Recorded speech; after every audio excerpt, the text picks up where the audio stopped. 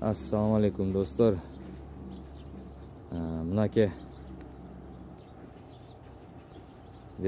bizde çoğun bir murunku çoğun bir ferma деп айтсам болот. Жана жыгач иштетип чыгаруу çoğun bir өзүнчө аянт чыкты. Могу жерде карасаңыздар 3 гектар жерде жайлашкан. 3 гектар жерде жайлашкан мына үй бар.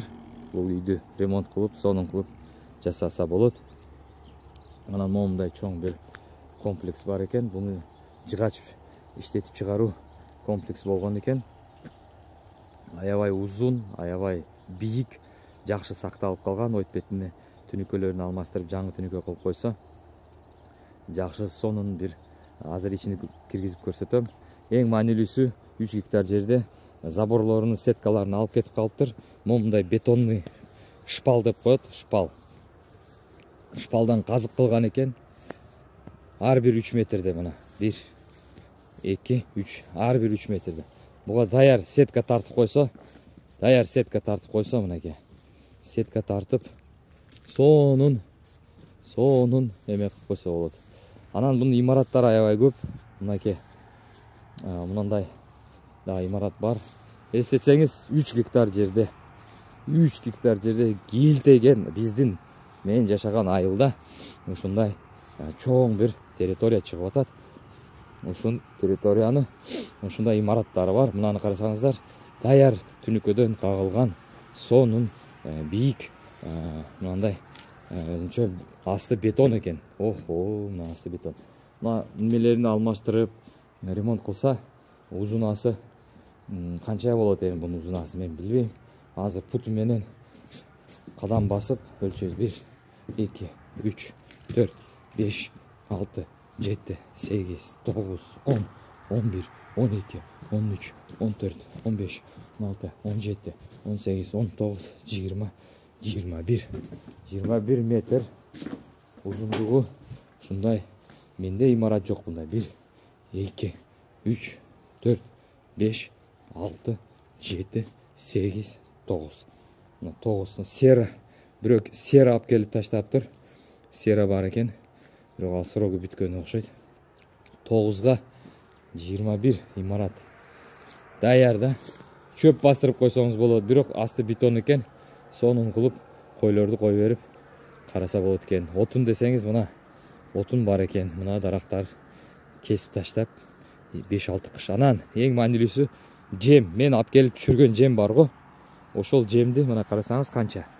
1 2 3 4 5 6 7 8 9 10 11 12 13 14 15 16 17 18 19 20 21 22 23 машина жеми менен, бекер жеми менен сизге ушул территорияны берет. Бирок бул жемди быйыл эле иштетиш керек сразу. Быйыл эмки жылга сакталат, 50% сакталып калат да. Ошол тетиги имаратка чейин жетебиз. Мына имарат койкона болгон экен. Бул имараттын узундугу 90 метр деп айткан. 90го 10. Анан азыр мына жем үстү мынтип аяз дейби, кээ-биркилер мени түздөп коюп атат эфирден, видеодон комментарий жазып, аяз эмес бул деп. Анан аяз эмес болсо эмне бул? Ошону айтып койгула. Мен сиздерден үйрөнөм. Билбесем мен билбейм деп айтам. Билбестиктен мен эч качан уялган эмесмин. Уялбайм. Мектепте дагы окуганда сабакты кылып келдиң десе, жок кылган эмесмин деп айтам. Айтчу элем. Окудуңбу десе, мен бетине айтат элем. Мугалимдерге окуган эмесмин деп, билбейм деп. Ошого. Но жерге дагы 3 машина жем түшүрүп койгон экен. Көрдүңүздөр? Кандай сонун, кандай мощный фермалар менен салынган экен. Мына швеллер стойка. Бул швеллер эмес, рельс экен бул. Рельс экен. Көрдүңүздөрбү? Мына темирден, мына ушу уже швеллерден жасалган ферма бар экен. 1 2 3 4 5 фермочка. Бул металлоконструкция деп коет. Мен металлоконструкциясынын чоң адиси болом. буга чейин аябай көп металлоконструкцияларды иштеткем, жасагам. Биринчи видеолорумду көрсөңүздөр, чет элде аябай көп мындай металлоконструкцияларды жыйнап, сварка кылып, улап иштегенмин. Буларга аябай жакшы түшүнөм. Бул аябай сонун. Эми мына жыгачты карасаңыздар. Брус, кадимкидей брус менен перегородка кылып, толугу менен мына ушу имаратты куруп кеткен экен. Кошумча. Эми мынаны көрүңүздөр. Мына жерге минимум 1, 2, 3 катар бука байласа болот. Сонун асты бетон экен. Жыгачтан утеплять кылынган, үстүн түнүккө менен толугу менен жаап чыкса, мына терезелерди ордуга карбонат сыяктуу пластмассаларды кагып койсо, сон болот. Мына уже саман менен штукатурка кылып, сонун кылып койгон экен. Карасаңыздар, үстүндө түнүккөлөр көп жерде жок, мына жерлери түшүп баштаптыр мына. Мына жерлер суу болуп түшүп баштаптыр. Мына эми рельс болгон, будан баягы жыгачтын пилорамасы ары бери баскан. Бул имарат наркы имараттан жылуу имарат экен. Мындан жакшы экен. Мына ичи мага жакты. Карасаңыздар. Эми толугу менен ушул узун имаратты мен өлчөп берейин. Анан ошондо эмес чыгат. 1, 2, 3, 4, 5, 6, 7, 8, 9, 10, 11, 12, 13, 14, 16, 17, 18, 19, 20, 22, 23, 24, 25, 26, 27, 30, 31, 32, 33, 34, 35, 36, 37, 38, 39, 20, 1, 22. Адаштым го. 1, 2, 3, 4, 5, 6, 7, 8, 9, 10, 11, 12, 13, 14, 16, 17, 18, 19, 20, 21, 22. 1, 2, 3, 4, 5, 6, 7, 8, 9, 10, 11, 12, 13, 14, 15, 17, 18, 19, 20, 1, 22, 23, 24, 25. Вот, эми эсептей бериңиздер. Наркы 22 болсо, бул 25. 47 метр болуп атат. 47 метр. Бияга канча метр экен бул? Так, эсептейт. 1, 2, 3, 4, 5, 6, 7, 8, 10, 11, 12 метр экен. Мен ойлойм, 12 метрден да узунураак болуш керек. Мен кадамдарым бийик таштагам. Достор, көрүңүздөр. Жеми менен даяр. Мына жемди дробилкадан өткүзүп, гранулятордан өткүзсө, сонун майы чыккан жем болот. Ошону бекер бонус кылып кошуп берем деп атат. Анан койконасына барып көрөйүк. Койконасына көрсөк, койконасынан тетиги эмеси бар экен дагы. Кантип айтсам, склад. Ал склад живой, бирөө иштетет экен, тирүү. Анын ичинде кургак гречкаларды салып койгон экен.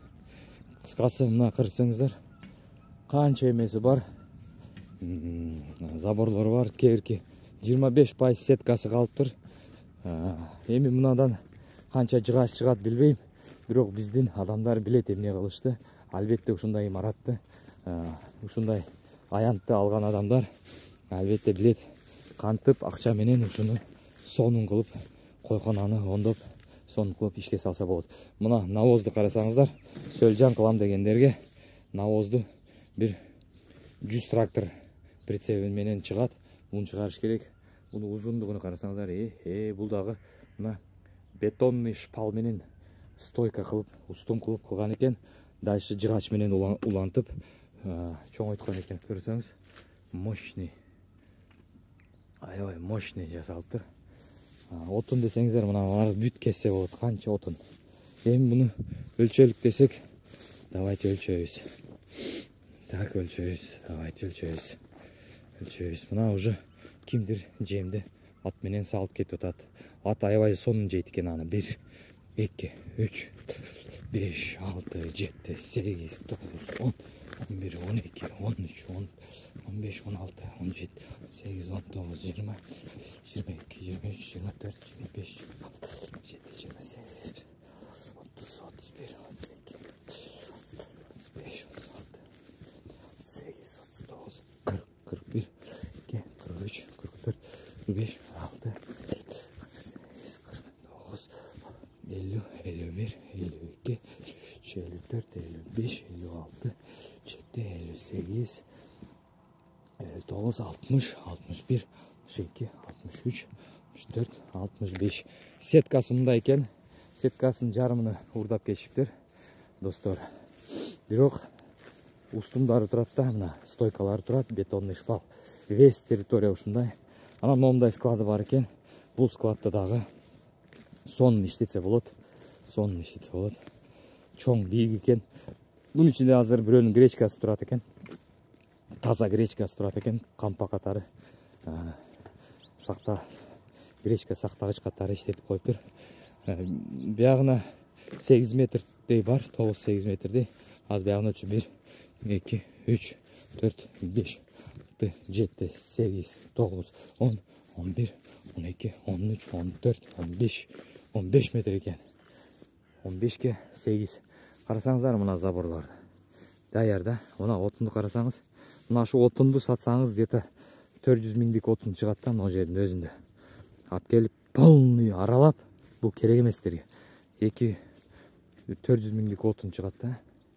Актаса болот.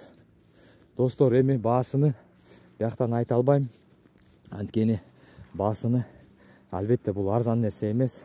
Ошого албетте биздин арабызда акчасы бар бизнес кылам дегендерге сунуштайт элем ушуну. Чалыңыздар, сиз менен конфиденциал түрдө ушул эмени, имаратты, ушул аянтты канча 100 гектар жери менен ушул бүт канча имараттар болсо сиздики болот. Бирок Кыргызстандын баасы да салыштырганда 20 эсе арзан. Мен ойлойм. Ошо достор, чалыңыздар, кимге кызыктуу болсо чалыңыздар. Жөн эле баягы акчасы жоктор дагы жөн эле чала берет да. Ошол өзүңүздөрдүн күчүңүзгө ишенип, тааныштарыңыздын күчүнө ишенип болсо чала бериңиздер. Баасыны билиш үчүн мен сиздерге баасыны телефондо эле айта алам. Достор, мынакей. Келиңиздер, чалыңыздар. Имараттарды өлчөп бердим, ичин тартып бердим. Үйдүн ичинде полдору калбаптыр.